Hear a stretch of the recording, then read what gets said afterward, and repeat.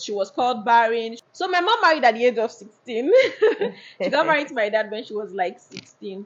So, and then it took her 2 years to give birth to her first child. And within the period, you know what it's like in those days? My You mother connect came to take medicine. me back because of the news they had in the village, what I'm going through, Yeah, how people are insulting you. exactly. I'm going to be asking my mom several questions. This is Dazzly Des. Welcome to my YouTube channel. This is my mom. She's my baby. Very dramatic woman. She's blushing. Look at the camera. This better be nice. Okay, so this is just going to be like the part 2 of the Q&A that we did earlier on. So this is the part 2.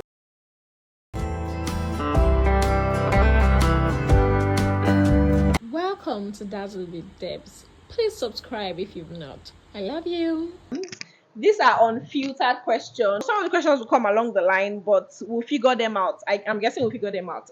So the first question is, I was told a story as a child where my dad wanted a male child. This is not to shade anybody, because we had an elder brother, and then I had a sister, then another sister, then me. So you know that feeling where he had 2 girls straight up, and then the third child, which was me, now the fourth child rather, I was expecting that child was supposed to be a boy, and I turned out to be a girl.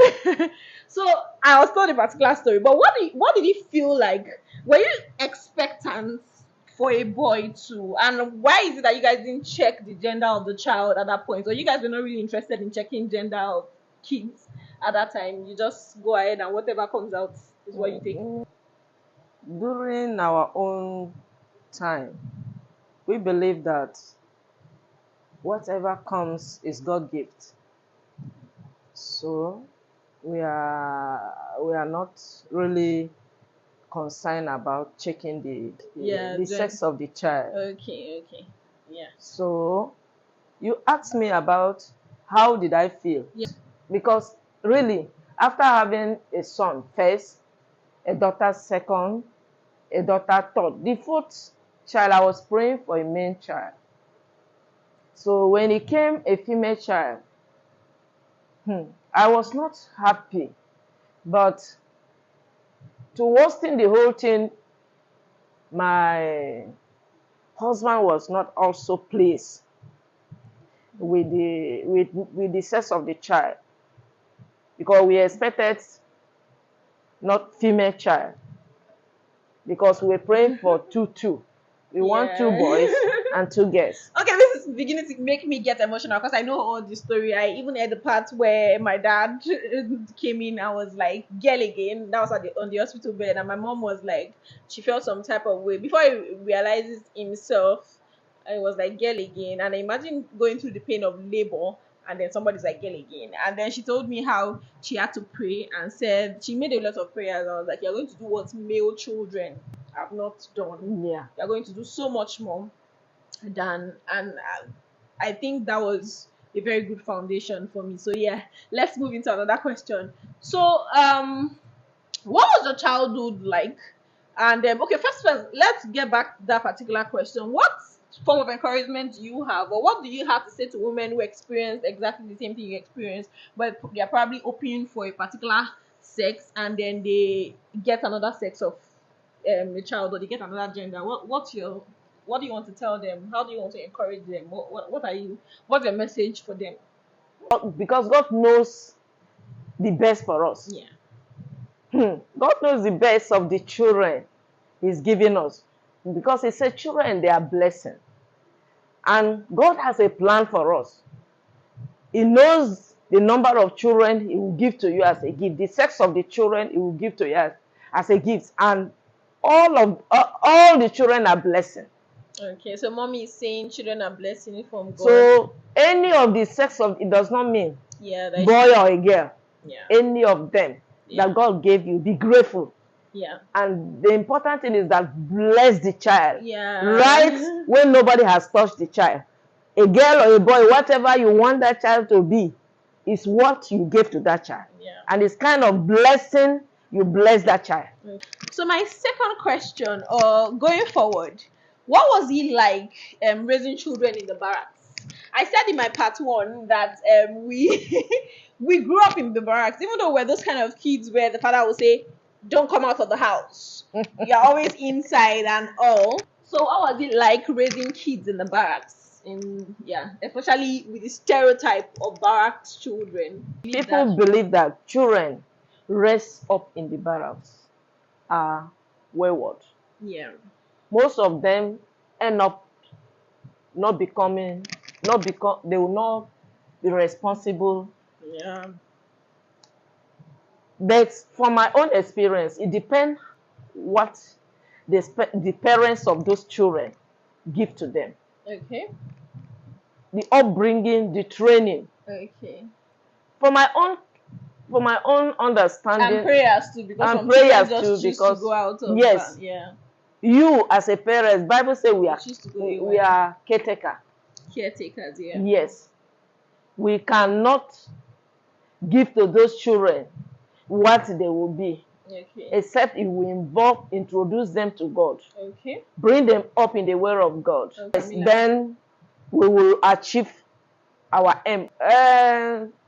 It was not easy because if you lock up the children, you will not be there with them 24 hours. You will have to go out and look for their daily bread. And then they have to go to school. Yes, and they will have to go to school and mingle with other children. Time to time, they will come out and play with other children. Yeah. It was not easy because barracks is a world of its own, and it's a terrible environment for children. I did not pray for any children to grow up in the barracks. Well, in some barracks. In some barracks, but yes. But for me, my husband is educated, and we are educated parents. So what we do is that we have the time our children will go out and pray. We monitor them. We have the time we ask them to come back to the house.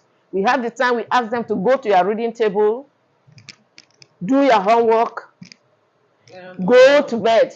So you regulated their timetable. Yes, exactly. I can remember where those kids that didn't really come out. We had time to play. We always played when our dad was not around. And if he catches you, you are in trouble. My mom that helps sometimes. Yeah. So your Most papa didn't come, you don't run. Mm-hmm. Yeah, so that was it. Another question I would like to say, even though this is going a bit past now, within the period, you know what it's like in those days where women get married and get pregnant immediately, for a young girl not to have given birth, though my dad stood solidly behind her, not to have given birth to a child in 2 years. She was called barren. She was called a mermaid. I wanted to use the term mommy water. She was called so many things. So what was it like navigating being a young wife at that age, even though that was common in your time, being a young wife at that age, and then trying to also navigate the fact that you were being ridiculed for something you could not control at that time? It was a terrible experience. I will not pray for any of my enemy to go through. I was too young for it, to the extent that my parents heard of it. And my mother traveled down to Lagos to take me back home to perform some of their native way of doing things to enable you taking. Recently, he came and discovered that he told me you are pregnant. But then I was still expecting my period. Okay. And I was too young to even discover that I was not even having the symptom. I don't even know the symptom then. So when your mom, but when my mother came in, my husband people are coming to say this, and my husband. But before then, she discovered you were pregnant. So when my mother came in, he just looked at me and say, "You are pregnant." Wow. He held my hand. He held my hand. Look at my hand. Look at my eyes. Wow. He said, "You are pregnant." I said, "No, mommy, I'm not pregnant." He said, "You are pregnant." Wow. So he started monitoring me. I keep on saying it. Okay. And okay, so she was pregnant, and then she gave birth to that child and named that child Abekunyang and Ekanke. Abekunyang means perfect timing, right? Yes. Ekanke means let them talk. So she gave birth to her first child at the age of 18. And I'm the fourth child, and I'm looking like this, and she's looking like this. That should tell you I have like 3 elder siblings. So yeah, but my mom had a childhood where she told me a story where, because she stayed at Ikoyi Barracks, teaching you about background. she stayed at Ikoyi Barracks with her sister at some point, and there was this particular guy. You told me a story about this particular guy that was asking you out, and then because you refused, he used his car to. I don't know if you can remember that he used his car to run Yes. to try to eat you. Then, so how was it like? It was terrible. Men are scum. Men, I don't know how to describe them, but they go a length, They go extra miles. To get whatever what they want. Yeah. But and if they cannot get it, it's as if the whole world has falling. Yeah, they must then pay back. Like must it's pay just like a man in the market calling you fine girl, fine girl. You Yes, don't yes, answer. yes. Then I say you don't even find say flat nyash. Exactly. I experienced that last week. yes. You don't even get yourself. So there is a street that I was a luxury nurse. Yeah. Yes. There's a street that I always Pass on. yes. He always park his car, knowing that is the road that You are going to pass. pass. So that day, I did not even expect him. He drove after me and was trying to ask some questions, Yeah. but I could not. My life is that if I don't like you and I don't want you, Yeah, mommy was a pretty girl. I will not even pay Our attention. old pictures. I don't pay attention to you. Yeah. I like snubbing them. So She was an art girl. Art Keep on. woman. So he just he stopped and allowed me walk front a bit. He Okay. revised and hit me. I You fell reversed and hit you. yes, with my nail on the floor. So I have some bruises. That guy must have anger So, issue. yes. So when I entered the hospital, my doctor saw the wound. He said, "What happened, Veronica, then you were not Then a I was Mrs. not Mrs. Then.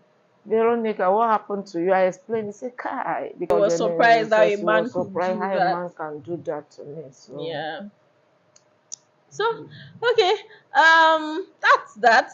So what my next question is, I usually tell people that the mother that my siblings, my elder sisters had is not the same mother I had. Because my mom used to be, she was way stricter on my other sisters than me, maybe because I was the last girl, and then I think we're more friends, even though growing up, she was not my best friend when I was way younger. Because my mom was that kind of person. How do you used to even do it? Talking about it now. My mom was that kind of a person that might not beat you all through the year, but she keeps telling you, "I'm piling it up. I'm piling it up. I'm piling it up." On a random day, you guys are just watching TV. You have not even done anything wrong. My mom just comes from the back and try. Remember what you did that day, and then she can beat you once in a year, but that beating will hold you for the rest of your life. Trust me, you will behave yourself. And then she takes her heels, anything she sees, and anybody who comes close, she beats the person too. And then as she's beating you, she's rebuking the devil. She said that evil spirit. She's so the beating doesn't only the fact that they are beating you is not the only reason why you are pained. The reason why you are pained is the fact that they are praying on top of the cane and making you feel like a witch. That demon, that character, this cane, I wipe it out, and you're like, God, like what did I even do? Why don't you just beat me when I did something wrong? Why do you wait for a day when who taught you that? Was that how your mother did it? Or you just came up with your own methodology as you became a mother? the truth is that I didn't learn it from anybody. Okay. I discovered that my husband is harsh, Okay. and he beats Randomly. exactly. Okay, so you didn't And want I the don't children want also have a safe exactly. space. Imagine the father beating anyhow and the So mother I beating became anyhow. their friend, Okay. and when they are beaten, I Draw them draw them closer. closer and show them moral love. So okay, that being said, you said so you just derive your own methodology of training the child, right? My own, I hold it. Okay. I call myself absorber. Absorber, yes. You used to say it. Yes. So I absorb a lot. I keep it. I don't forget. But the day I know that you have forgotten, you will not run. Yeah. You will be thinking, what did I really do? Then I will remind you. And as Yeah. I'm beating you, they say, don't spare the Rod and spoil the child. Yeah. So that is why I'm rebooking that character with the cane, rebooking that. That failed too. Like, exactly. was brutal. Even my first daughter, even when now she's a medical doctor, whenever he's beating the children, you say, you see, look, ask my mother if I'm around. We say, ask my mother, what are you? You say, that woman staying there, if you want to beat you, you will never forget that beating for years. Because he doesn't beat like I'm beating. He will just pile it for you. And the day he will beat you, he doesn't even care whether he will injure you. Yeah. But you really know that I have to. About the part where I said it seems like my sisters and I had a different mother, I think you were very strict on them. You're stricter on them than me because I was the last girl, or you had started to grow older then, and then I don't know, because I think I was closer to you. I used to tell my husband that you are one person I can tell anything. At some point, even the weirdest thing, I and my mother had a very funny relationship that even when I was in a relationship and things were not going well, I could boldly tell her everything. It might take a while Yes. for some, but I could tell her everything, even things I would not want to tell my female friends. So that's the relationship we had. But I don't think that's the relationship she had with my other sister. Not like I don't think, and that was not the relationship she had with them. She was way stricter. So what softened you up? This, you have children, but each child, the love and the closeness and the space that child occupied in your heart, they are different. You can't, it's not, You can't compare. you cannot compare or use another child. To That's why if some of us lost, God forbid, you lost your child. If you think because you have others, you cannot, because their love, the way God did it, is different. the space is different. So you understand each child and know how to approach. And the way you love each of them, they are, yes, is different. That is what I can explain. I'm close. I learned to be a friend. So you are close to everybody to differently. my children differently, and my daughters are also close to me. Even if you touch them in the school or you ask them out, they will not hide. That's the kind of relationship I want to have. And let me tell you why I come up with that. Okay. With that closeness with my children. Okay. I want to be a friend to especially my daughters. Yeah. Because I had a friend in the church I was attending, Amazing Grace. This lady lost her first daughter because the daughter was not a friend, and she was not a friend to her daughter, and the pain was much. When the father is harsh, as a mother, when you discover that your husband is harsh, you should learn to be a friend, to be closer to that child, being a boy or a girl. Yeah. Especially so daughters. That they have a safe space. Yes, so that they have where to. Like my daughters, they are not wayward. But what I normally tell them, I did not have any child out of wedlock. And none of my children will bring pregnancy to me.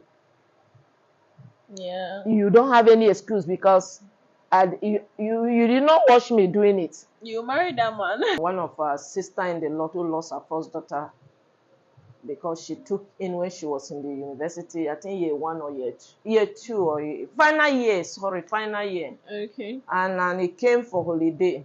Yeah, instead of sharing it with her mother, I said, he went and shared with a friend, close friend, who also a student. Also, they are living in the same flat. Okay. So you were saying she confided in a friend? Yes, instead of her mother, and her friend advised her to get rid of the pregnancy. Yeah. And the result of that, she lost her life. Wow. So that made you decide to. So when I heard of it, I said, "Kai." Want to be friends. So anyway, we learn from the experiences of other people. Yeah, we derive our own method based on how that particular child is at that time. So this is like a Q&A with I and my mom. Basically, I was talking about, I did a Q&A of getting to know me, and then I seized the opportunity since my mom was around to ask her certain questions and all. My mom brought us up believing and trusting God. So in everything we do, somehow we still have that nudge that redirects us to God, knowing that is our source and that is the only person we literally have. And with me, she built a relationship that I could tell her virtually everything. And sometimes she's plain enough to act. My mom does not. She will not force you to make decision. Oh. You come to tell my mom this is the person you want to marry or this is what is happening. She tells you that this person you are seeing, ensure that this person is who you can live with, whether they remove or take, because marriage does not change a man. What you see is what you get. If it changes, fine. If it doesn't change, ensure that this is the package that you will be comfortable with. She will not force you to make a decision. She will not tell you this person is not for you, this person is. She prays for you, gives you her advice, but also allows you to make decisions so that in future you not come and say, you deprived me of marrying, I should have been married by now, or you advised me to marry this person, I think does not work well. So she built that friendly relationship, and I hope that that's kind of the mother I will be to my children, where they can actually tell me anything. Subscribe to this channel. Bye.